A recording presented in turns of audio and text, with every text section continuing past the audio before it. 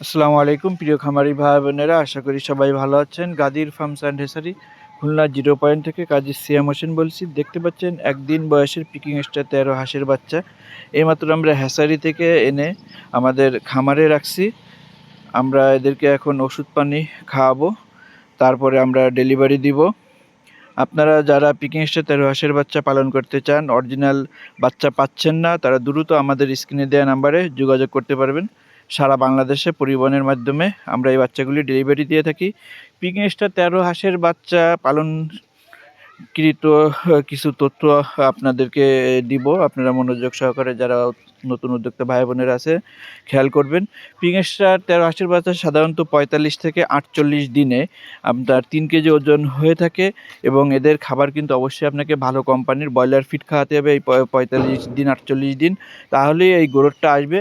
এবং নিয়মমাফিক কিছু ভ্যাকসিন আছে, কিছু ওষুধ আছে, অ্যান্টিবায়োটিক, ভিটামিন আছে, এগুলো আপনাকে খাওয়াতে হবে। আমাদের সাথে পরামর্শ করে আপনি গাইডলাইন মেনে আপনি এদেরকে খাওয়াতে পারবেন, সে ব্যবস্থা রয়েছে। বাচ্চা থেকে একেবারে বড় হওয়া পর্যন্ত সকল ধরনের টিপস আমাদের কাছে সবসময়ের জন্য পাবেন।